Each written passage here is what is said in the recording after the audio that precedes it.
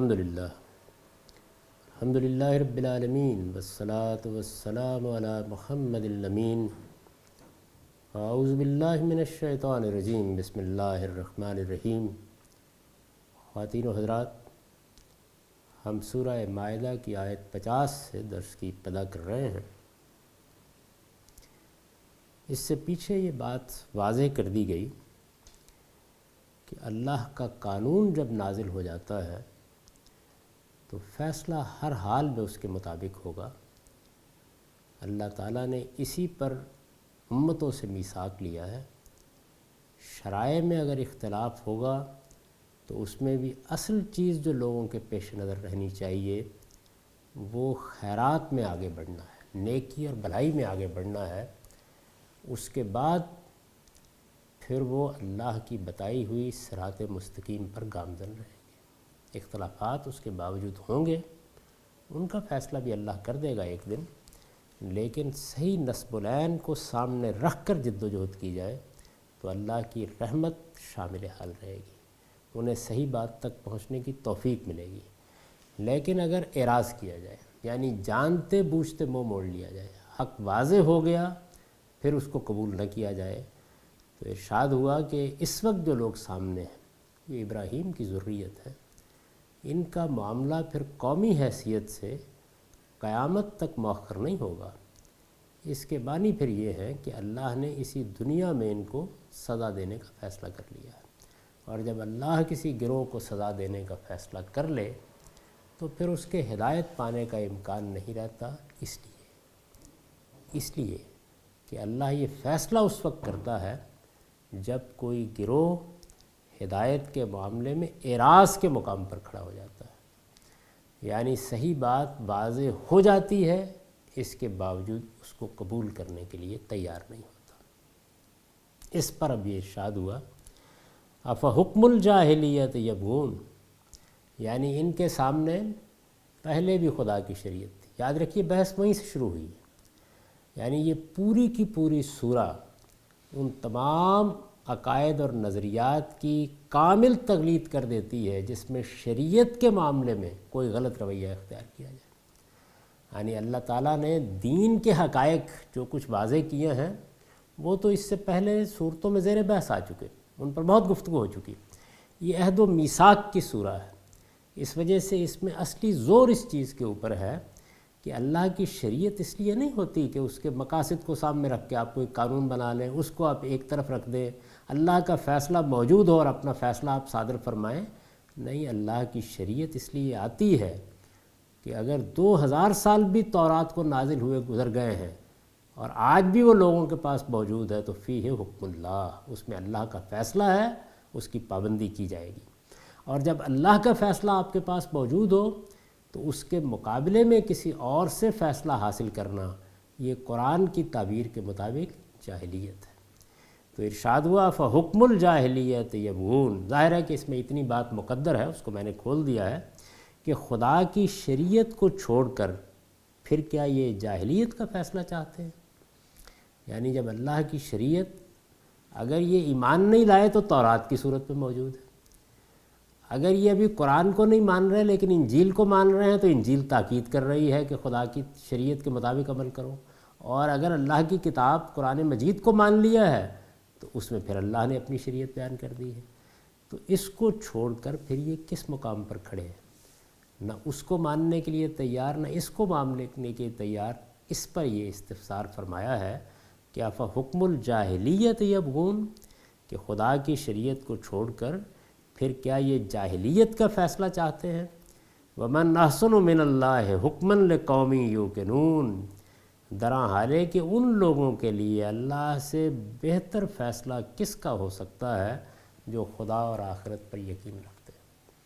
یہ دیکھیے شریعت کے معاملے میں فیصلہ کن بات کہہ دی، یعنی آپ خدا کو مانتے ہیں، آپ آخرت پر یقین رکھتے ہیں، آپ یہ بھی مانتے ہیں کہ آپ نے ایک خالق کے سامنے جواب دہ ہونا ہے، اور اپنے بارے میں بھی یہ سمجھتے ہیں کہ وہ خالق آپ کا مالک ہے اور آپ اس کے بندے ہیں۔ اگر آپ یہ ایمان رکھتے ہیں تو یہ ہو کیسے سکتا ہے کہ ایک طرف اللہ کا حکم موجود ہو، اللہ کا فیصلہ موجود ہو، اور انسان اس کے بجائے کسی اور چیز کی طرف رجوع کرے۔ تو ارشاد فرمایا کہ اگر آخرت پر اور خدا پر سچا یقین ہے تو پھر تو سب سے بہتر فیصلہ وہی نظر آئے گا جو خدا کا فیصلہ ہے۔ یعنی اس میں اگر کوئی بات سمجھ میں نہیں آ رہی ہوگی تو ادب سے سوال کیا جائے گا اور بات کو سمجھا بھی جائے گا، لیکن آدمی اس جگہ تو کھڑا نہیں ہو سکتا کہ اس کو دوسروں کے فیصلے بہتر نظر آ رہے ہوں۔ وہ خدا کو خدا مانتا ہو، کائنات کا مالک مانتا ہو، اپنے آپ کو اس کا بندہ سمجھتا ہو، یہ جانتا ہو کہ ایک دن اس کے سامنے جواب دہ ہونا ہے، اور پھر فیصلے کے لیے کسی اور کی طرف رجوع کرے۔ اس پر البیان کا نوٹ ہے، اصل الفاظ ہیں افحکم الجاہلیت یبغون، یہ ما انزل اللہ کے بالمقابل استعمال ہوئے ہیں۔ یعنی اوپر یہ ارشاد فرمایا تھا کہ وَأَنِ احْكُم بَيْنَهُم بِمَا أَنزَلَ اللَّهُ، اس سے پہلے بھی یہ ارشاد فرمایا تھا کہ فَاحْكُم بَيْنَهُم بِمَا أَنزَلَ اللَّهُ۔ یعنی جتنا بھی یہ سلسلہ بیان چلا آ رہا ہے، اس میں اصل چیز کیا ہے جس پر زور دیا جا رہا ہے کہ فیصلہ کرو اللہ کے نازل کردہ قانون کے مطابق۔ قرآن کو ماننے والے قرآن کے مطابق فیصلہ کریں، انجیل کو ماننے والے انجیل کے مطابق فیصلہ کریں، تورات کو ماننے والے تورات کے مطابق فیصلہ کریں، اس لیے کہ اس میں اللہ کا حکم ہے۔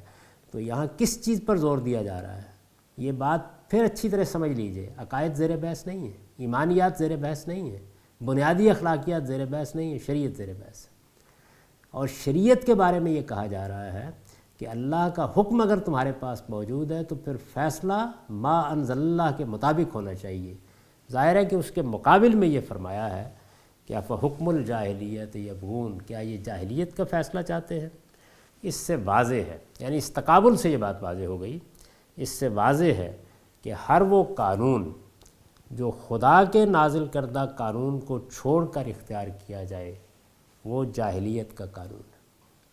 یعنی اصل میں یہ جو جاہلیت کا لفظ استعمال کیا ہے یہ اپنے اندر بڑی معنویت رکھتا ہے۔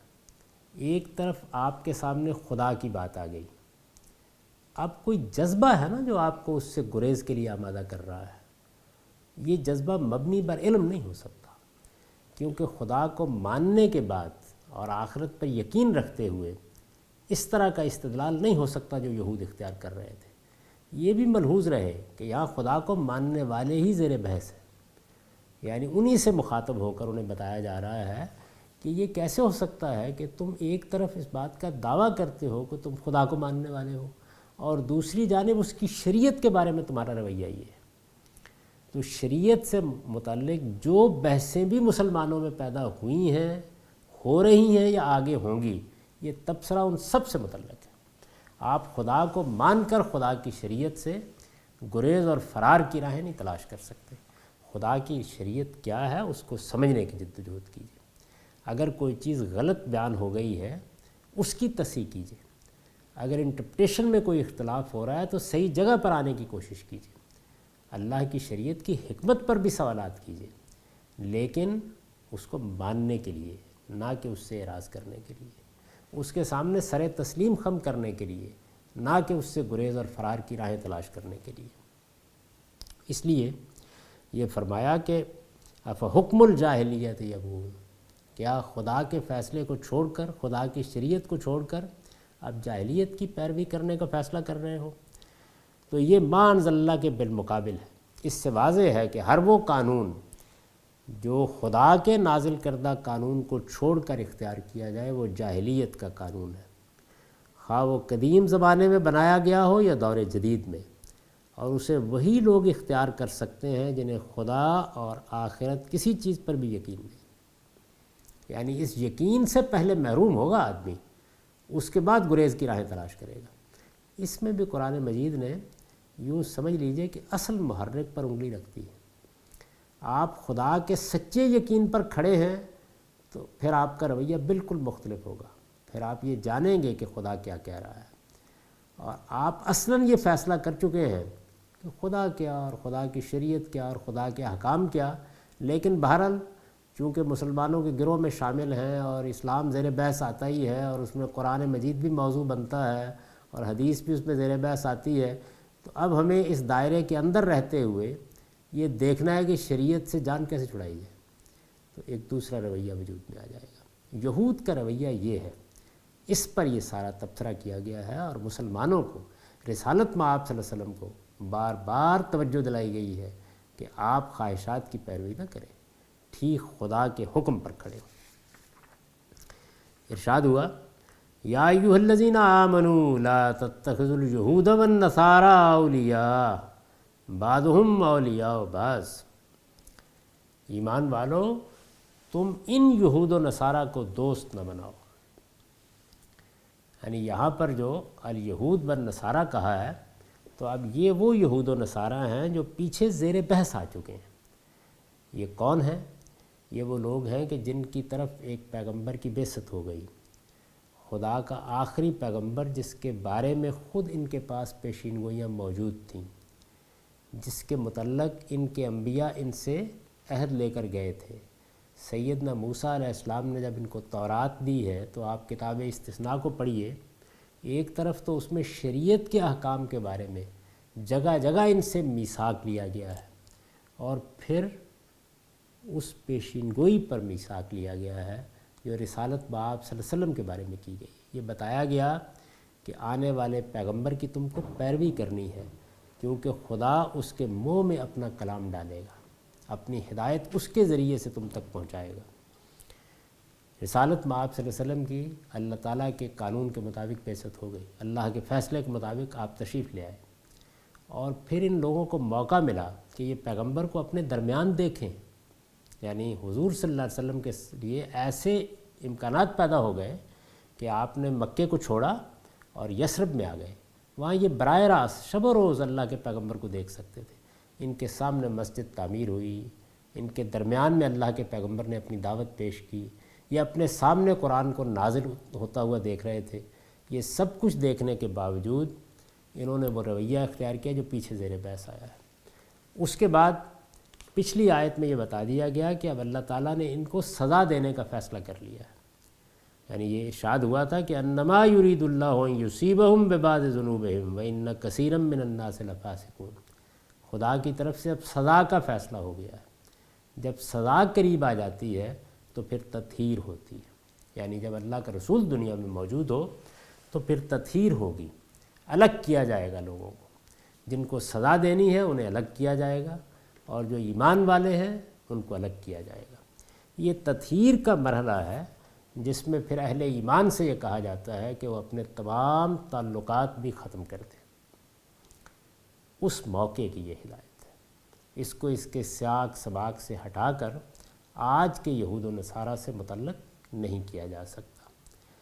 ایمان والو تم ان یہود و نصارہ کو دوست نہ بناؤ، بعضهم اولیاء بعض، یہ ایک دوسرے کے دوست ہیں۔ وَمَن يَتَوَلَّهُم مِّنكُمْ فَإِنَّهُ مِنْهُمْ، یاد رکھو تم میں سے اگر کوئی انہیں اپنا دوست بناتا ہے تو اس کا شمار پھر انہی میں ہے۔ ان اللہ لا یہدی القوم الظالمین، اللہ اس طرح کے ظالموں کو کبھی راہ نہیں دکھاتا۔ اس میں جتنی اہم چیزیں ہیں ان پر البیان کے نوٹ بھی دیکھ لیجئے۔ یہ جو فرمایا کہ تم ان یہود و نصارہ کو دوست نہ بناؤ، اس پر میں نے لکھا ہے آگے کی آیتوں سے واضح ہے کہ خطاب اگرچہ عام ہے لیکن روح سخن انہی منافقین کی طرف ہے جو یہود کے زیر اثر تھے، اور جن کا ذکر اوپر آیت 41 میں الذین یسارعون فی الکفر کے الفاظ میں ہوا ہے۔ یعنی مخاطب کن کو کیا گیا ہے؟ مخاطب ایمان والوں کہہ کر ان کو مخاطب کیا گیا ہے جو کچھ نہ کچھ ان سے تعلق قائم رکھنا چاہتے تھے، ان کے زیر اثر بھی تھے لیکن ایمان بھی قبول کر چکے تھے۔ گویا یہاں سیدنا ابو بکر زیر بحث نہیں ہے، سیدنا عمر زیر بحث نہیں ہے، ایمان والے کہہ کر اصل میں اس خاص گروہ کو مخاطب کیا گیا ہے۔ آگے کی آیتوں سے واضح ہے کہ خطاب اگرچہ عام ہے لیکن روح سخن انہی منافقین کی طرف ہے جو یہود کے زیر اثر تھے، اور جن کا ذکر اوپر آیت 41 میں الذین یسارعون فی الکفر کے الفاظ میں ہوا ہے، یعنی جو کفر کے معاملے میں ایک دوسرے پر سبقت لے جانے کی کوشش کر رہے ہیں، انہیں یعنی ان منافقین کو جو مسلمانوں کی جماعت میں شامل ہو چکے ہوئے ہیں، انہیں موالات سے منع اس لیے کیا گیا ہے، موالات یعنی تعلق رکھنا، یہ جو لفظ استعمال ہوا ہے نا اولیاء کا، اس سے موالات ہے، انہیں موالات سے منع اس لیے کیا گیا ہے کہ پیغمبر کی طرف سے اتمام حجت کے بعد، یعنی اللہ کے رسول نے حجت پوری کر دی، ہر چیز کو واضح کر دیا، اس کے بعد اللہ کا فیصلہ اب ان یہود و نصارہ کے بارے میں صادر ہونے والا تھا، یعنی اب اللہ تعالیٰ اپنا آخری فیصلہ سنائیں گے۔ اللہ کے رسولوں کے بعد ان کے مخاطبین کے لیے یہ آخری فیصلہ سنایا جاتا ہے، یہ اب صادر ہونے والا تھا، جس سے پہلے ضروری تھا کہ منکرین، منافقین اور سچے اہل ایمان کو الگ الگ کر دیا جائے، یعنی یہ تطہیر ہے، اس کو میں لفظ تطہیر سے واضح کرتا ہوں۔ اللہ نے فیصلہ کرنا ہے، اس کو آپ ایک مثال سے سمجھیے۔ قوم نوح کے بارے میں اللہ کے فیصلے کا وقت آ گیا، اب تطہیر ضروری ہے، کیسے ہوگی؟ سیدنا نوح علیہ السلام کو حکم دیا گیا کہ ایک کشتی بنائیے، جب وہ بن گئی تو اب یہ فرمایا کہ جو اہل ایمان ہیں وہ اس کشتی میں سوار ہو جائیں، یہ تطہیر کا عمل ہے۔ رسالت میں آپ صلی اللہ علیہ وسلم نے جب مکہ فتح کیا تو اب آخری فیصلہ صادر ہونے والا ہے، اس موقع پر جن کو مہلت دینی ہے ان سے کہا گیا کہ آپ اپنے گھروں میں رہ جائیں، ابو سفیان کے گھر میں چلے جائیں۔ اب اگر کوئی باہر نظر آئے گا تو اس کا مطلب یہ ہے کہ وہ معاندت پر قائم ہے، ان لوگوں کے خلاف کارروائی کی جائے گی۔ تو یہ تطہیر ہے جس کے لیے یہ ارشاد ہوا کہ اب ان کے ساتھ تمام تعلقات ختم ہو جانے چاہیے، دوستی اور موالات کے تعلقات اب نہیں ہو سکتے، اس لیے کہ اب فیصلہ صادر ہونے والا تھا، جس سے پہلے ضروری تھا کہ منکرین، منافقین اور سچے اہل ایمان کو الگ الگ کر دیا جائے۔ اس زمانے کے یہود و نصارہ سے اس کا کوئی تعلق نہیں، یعنی یہ حکم اس وقت کے مسلمانوں کو نہیں دیا گیا اور اس وقت کے یہود و نصارہ کے بارے میں نہیں دیا گیا، اس وقت جب کہ قرآن مجید نازل ہو رہا ہے، رسالت میں آپ صلی اللہ علیہ وسلم حجت پوری کر رہے ہیں، آپ کی طرف سے حق کو آخری درجے میں واضح کیا جا رہا ہے، اس میں اب وہ مرحلہ آ گیا ہے جس میں جزا و سزا کا فیصلہ ہونا ہے۔ جزا و سزا کے فیصلے سے پہلے یہ حکم دیا جاتا ہے۔ وَمَن يَتَوَلَّهُم مِّنكُمْ فَإِنَّهُ مِنكُمْ، یعنی تم میں سے اگر کوئی، ظاہر ہے کہ اتنی بات یہاں مقدر ہے کہ اس تنبیہ کے باوجود تمہیں متنبع کر دیا گیا ہے، بتا دیا گیا ہے کہ کون سا مرحلہ آ گیا ہے، حجت کیسے پوری ہو گئی ہے، اس کے باوجود اگر کوئی اپنا دوست ان کو بناتا ہے فَإِنَّهُ مِنْهُمْ، تو اس کا شمار پھر انہی میں ہوگا۔ إِنَّ اللَّهَ لَا يَهْدِي الْقَوْمَ الظَّالِمِينَ، اللہ اس طرح کے ظالموں کو کبھی راہ نہیں دکھاتا، اس طرح کے ظالموں کو کبھی راہ نہیں دکھاتا۔ ظاہر ہے کہ اب اس کو سمجھنا ہوگا کہ یہ کون لوگ ہیں۔ تو میں نے لکھا ہے کہ مطلب یہ ہے کہ جو لوگ ایمان و اسلام کے ان دشمنوں سے دوستی کر کے اپنی جان پر ظلم ڈھا رہے ہیں، وہ اس منزل تک ہرگز نہ پہنچیں گے جو اللہ نے اپنے صاحب ایمان بندوں کے لیے مقرر کر رکھی ہے۔ یہاں جو راہ نہیں دکھاتا کے الفاظ آئے ہیں، یہ وہ راہ ہے جو آپ کو منزل تک پہنچائے گی۔ اس طرح کے ظالموں کو وہ اس کا راستہ کبھی نہیں دکھاتا۔ یعنی یہ جو فرمایا کہ لا یہدی القوم الظالمین، تو قرآن مجید میں یہ تعبیر دو مفاہیم کے لیے آتی ہے۔ ایک تو یہ کہ اللہ تعالیٰ یہ بتاتے ہیں بعض موقعوں کے اوپر کہ جو لوگ اس طرح کے ظالم ہیں ان کے لیے پھر اللہ تعالیٰ ہدایت کا دروازہ دنیا میں بند کر دیتے ہیں، اور دوسرا یہ ہوتا ہے کہ اللہ تعالیٰ ان کے لیے منزل کی راہ کھوٹی کر دیتے ہیں۔ یعنی اہل ایمان کی منزل کیا ہے؟ کامیابی، اللہ تعالیٰ کی خوشنودی، دنیا میں بھی اگر خدا کا پیغمبر ہے تو سرفرازی، اور آخرت میں جنت، اس کی راہ پھر ان کے لیے نہیں کھلتی۔ اس میں آپ سے آپ یہ چیز چھپی ہوئی ہے کہ اس کی راہ کب کھلے گی؟ اسی وقت نا جب انسان ہدایت پائے گا، جب صحیح راستے پر آئے گا۔ تو گویا پوری بات بیان ہو جاتی ہے اس میں کہ نہ اب انہیں ہدایت کی توفیق ملے گی، نہ یہ صحیح راستے پر آئیں گے، نہ ان کے لیے جنت کا دروازہ کھلے گا۔ یہ پوری بات پھر اس پہ بیان ہو جاتی ہے۔ یہ جو پیچھے فرمایا کہ یہ ایک دوسرے کے دوست ہیں، تو اس پر البیان کا نوٹ ہے، یعنی اسلام اور مسلمانوں کو اپنے لیے ایک مشترک خطرہ سمجھتے ہیں۔ یہ جو دوست کا لفظ استعمال ہوا ہے، یہ آپس میں ایک دوسرے کے دوست ہیں۔ یعنی اس وقت یہود و نصارہ اپنے اختلافات بڑھا کر ایک ملت بن چکے ہیں۔ کس معنی میں؟ ایک دوسرے کے ساتھ دوستی کی پینگیں بڑھا رہے ہیں۔ کس مفہوم میں؟ یعنی اسلام اور مسلمانوں کو اپنے لیے ایک مشترک خطرہ سمجھتے ہیں اور ان سے نمٹنے کے لیے ان کے خلاف ملت واحدہ بن چکے ہیں۔ چنانچہ فرمایا ہے کہ اب مسلمانوں کو بھی ان کے خلاف ملت واحدہ بن کر ان کے ساتھ دوستی اور اعتماد پر مبنی تمام تعلقات و مراسم ختم کر دینے چاہیے۔ یہ جو ہدایت یہاں فرمائی، اس کا صحیح محل میں نے واضح کر دیا۔ اب ظاہر ہے کہ اس کے اندر بھی ایک چیز موجود ہے جو ہر جگہ کام کرے گی، وہ یہ کہ اس زمانے میں بھی اگر یہود و نصارہ متحد ہو گئے، دشمنی کے مقام پر کھڑے ہو گئے، یہ بات واضح ہو گئی ہے کہ وہ حق کو نقصان پہنچانے کے لیے درپے آزار ہیں، تو پھر مسلمانوں کو ان کے مقابلے میں اسی جگہ کھڑے ہونا چاہیے۔ یہ کیا چیز ہوگی؟ یہ آیت کا براہ راست مفہوم نہیں ہوگا، براہ راست تو وہی مفہوم ہے جو سیاق کے لحاظ سے واضح ہو گیا، یہ اس کا اطلاق ہوگا۔ جب بھی کوئی بات کہی جاتی ہے اس کے اندر ایک قانون، ایک ضابطہ کار فرما ہوتا ہے، اب اس کا اطلاق ہوگا، لیکن انہی شرائط کے ساتھ کہ اگر دشمنی پر آمادہ ہے، اگر راست نوعیت یہ بن گئی ہے، اگر ایسا نہیں ہے تو محض اوہام کی وجہ سے ان آیات کا ان سے تعلق پیدا نہیں کیا جا سکتا۔ آگے ارشاد فرمایا ہے فَتَرَى الَّذِينَ فِي قُلُوبِهِم مَرَضٌ يُسَارِعُونَ فِيهِمْ، چنانچہ تم دیکھتے ہو کہ جن کے دلوں میں بیماری ہے۔ کس چیز کی بیماری؟ ظاہر ہے کہ نفاق زیر بحث ہے، جن کے دلوں میں نفاق کی بیماری ہے۔ فَتَرَى الَّذِينَ فِي قُلُوبِهِم مَرَضٌ يُسَارِعُونَ فِيهِمْ، وہ ان سے پینگیں بڑھا رہے ہیں۔ یہ دیکھیے اب واضح کر دیا، یعنی منافقین ہیں، اپنے آپ کو اس جگہ نہیں لے جانا چاہتے کہ کسی ایک کے ہو رہے۔ یہاں اس بات کو سمجھ لیجئے کہ یہ منافقین پیدا کیوں ہوئے۔ دو صورتیں ہو سکتی تھیں۔ ایک صورت تو یہ ہو سکتی تھی کہ یہ حق ہے اور دنیا میں اس کا مستقبل طے ہو گیا ہے، یہ باطل ہے اور اس کا مستقبل بھی دنیا میں طے ہو گیا ہے، اس کے بعد تو یا کفر ہوگا یا ایمان ہوگا، دو ہی صورتیں ہوں گی۔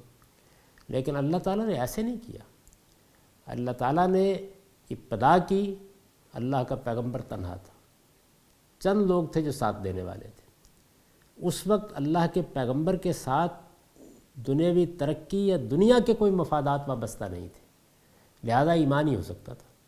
اچھا، دوسری جانب اہل کفر تھے، ان کا غلبہ اور ان کا تسلط قائم تھا، تو اس وقت کفر بھی اپنی خالص صورت ہی میں سامنے آ سکتا تھا۔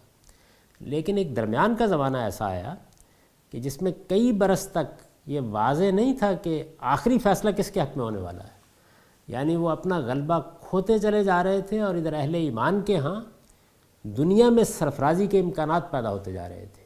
یہ موقع ہے جس موقع پر بعض لوگوں نے یہ فیصلہ کیا کہ وہ ادھر بھی تعلق رکھیں گے اور ادھر بھی تعلق رکھیں گے۔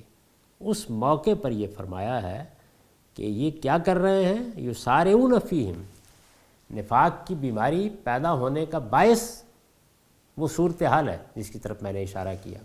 اب یہ ان سے پینگیں بڑھا رہے ہیں۔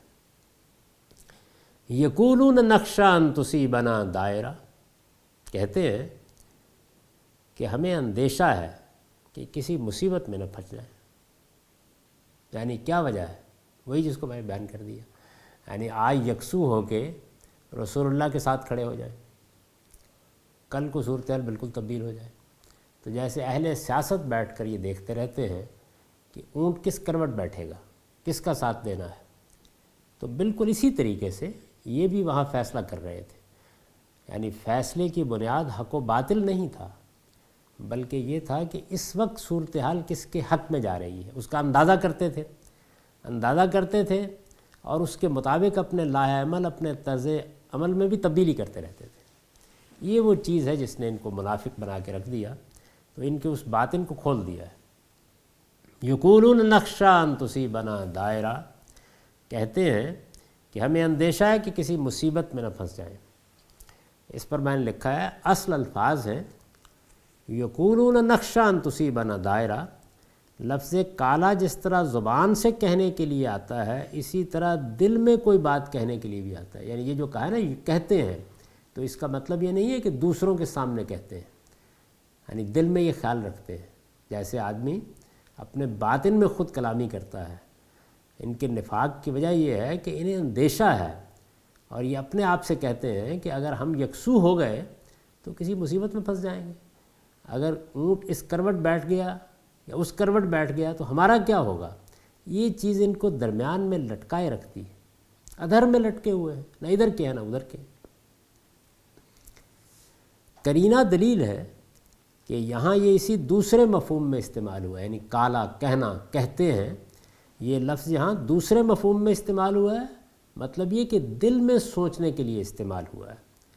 چنانچہ آگے فَيُصْبِحُوا عَلَىٰ مَا أَسَرُّوا فِي أَنفُسِهِمْ نادمین کے الفاظ میں قرآن نے اسے کھول بھی دیا، یعنی یہ بات کہ یہاں یقولون زبان سے کہنا نہیں ہے، اس کو آگے وہ آیت آ رہی ہے، اس کو ہم دیکھیں گے، اس آیت کا حوالہ یہاں دے دیا ہے، اس میں خود قرآن نے واضح کر دیا۔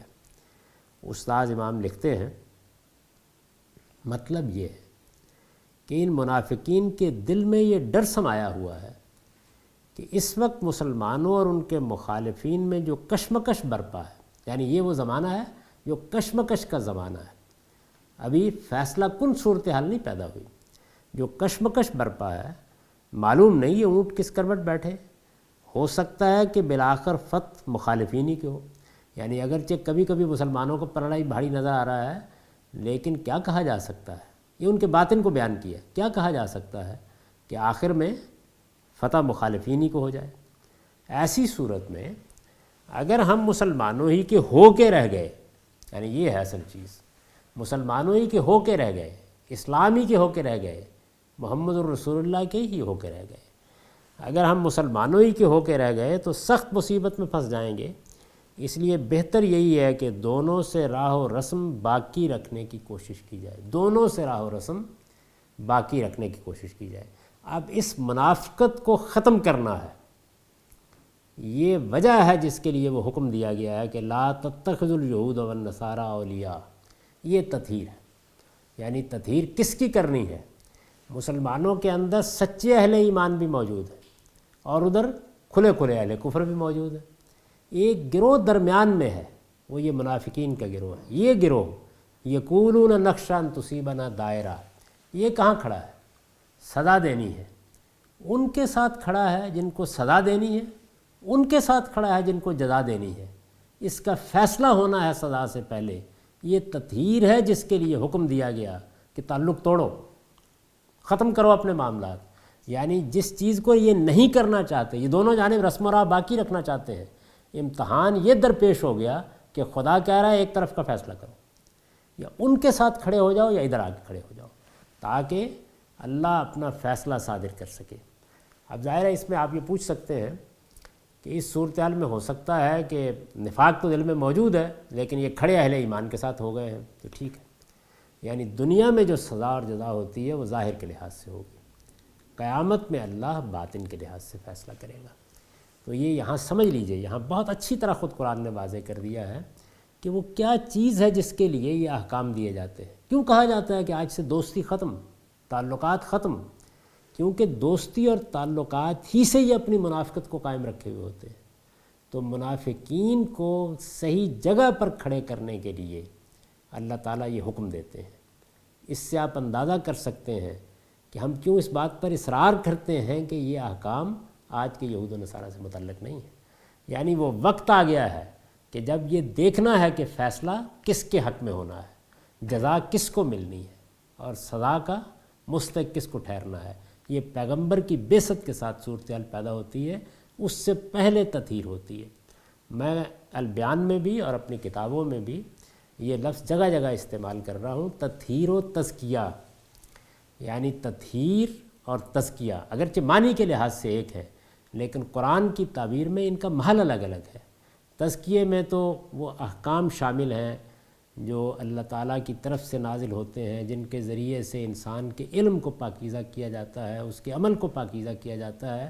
لیکن تطہیر کا ایک پہلو یہ بھی ہے، تطہیر بھی اس دوسرے معنی میں استعمال ہوا ہے قرآن میں، لیکن اس کا ایک دوسرا پہلو یہ ہے کہ مسلمانوں کی جماعت کو بالکل پاکیزہ کر دیا جائے۔ یہ فیصلہ کر لیا جائے کہ ظاہری کے اعتبار سے صحیح، کیونکہ وہاں فیصلہ ظاہر کے اعتبار سے ہونا ہے۔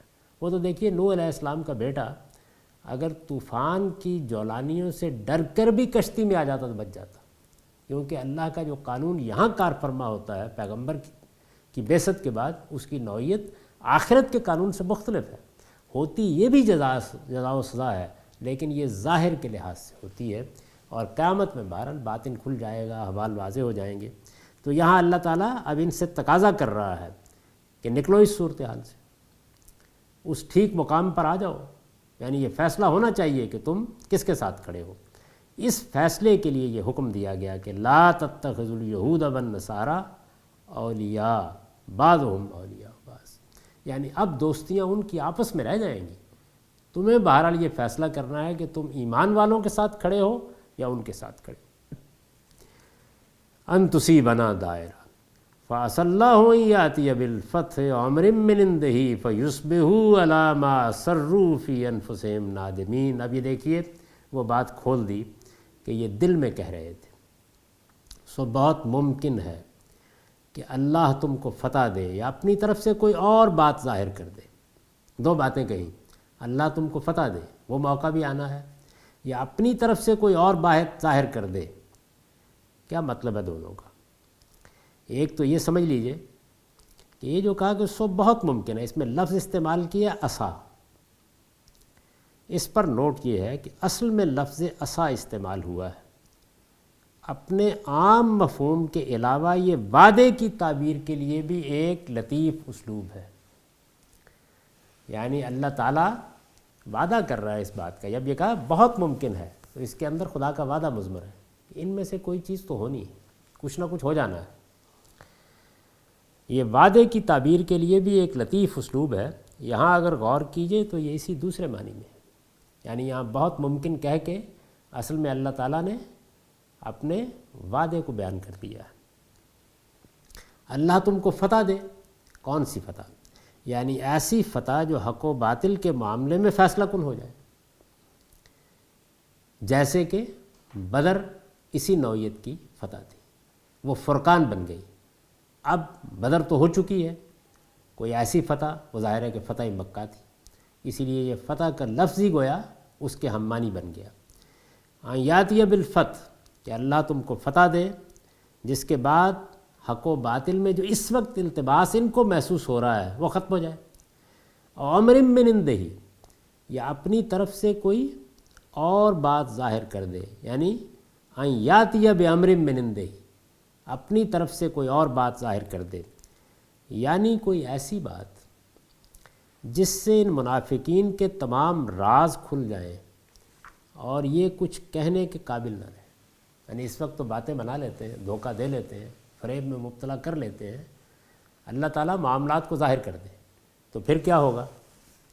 پھر وہ ہوگا جو آگے بیان کیا، فَيُصْبِحُوا عَلَىٰ مَا أَسَرُّوا فِي أَنفُسِهِمْ نَادِمِينَ، تو انہیں اس چیز پر پچھتانا پڑے جو اپنے دلوں میں چھپائے ہوئے ہیں۔ یعنی اس وقت تو جو چیز دل میں چھپائے ہوئے ہیں اس میں دوسروں کے سامنے آنکھیں اونچی کر لیتے ہیں، لیکن جب حقیقت اس طریقے سے نمایاں ہو جائے گی تو پھر وہ باطن ان کے لیے ندامت کا باعث بن جائے گا۔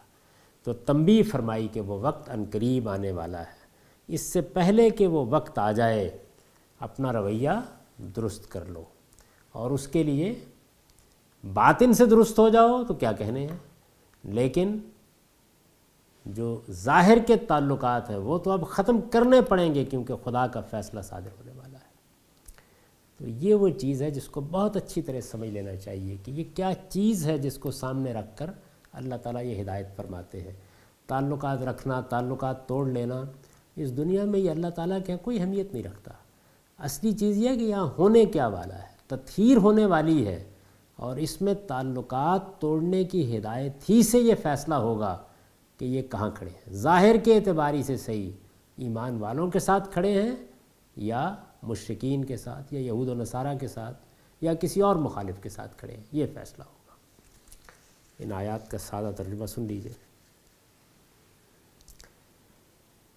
ارشاد فرمایا ہے، خدا کی شریعت کو چھوڑ کر پھر کیا یہ جاہلیت کا فیصلہ چاہتے ہیں؟ درا حال ہے کہ ان لوگوں کے لیے اللہ سے بہتر فیصلہ کس کا ہو سکتا ہے جو خدا اور آخرت پر یقین رکھتے ہیں۔ ایمان والو، تم ان یہود و نصارہ کو دوست نہ بناؤ، یہ ایک دوسرے کے دوست ہیں، اور یاد رکھو کہ تم میں سے اگر کوئی اس تنبیہ کے باوجود انہیں اپنا دوست بناتا ہے تو اس کا شمار پھر انہی میں ہے۔ اللہ اس طرح کے ظالموں کو کبھی راہ نہیں دکھاتا۔ چنانچہ تم دیکھتے ہو کہ جن کے دلوں میں نفاق کی بیماری ہے وہ ان سے پینگیں بڑھا رہے ہیں، کہتے ہیں کہ ہمیں اندیشہ ہے کہ کسی مصیبت میں نہ پھنس جائیں۔ سو بہت ممکن ہے کہ اللہ تم کو فتح دے یا اپنی طرف سے کوئی اور بات ظاہر کر دے تو انہیں اس چیز پر پچھتانا پڑے جو اپنے دلوں میں چھپائے ہوئے ہیں۔ اقول قولی ھذا واستغفر اللہ لی ولکم ولسائر المؤمنین۔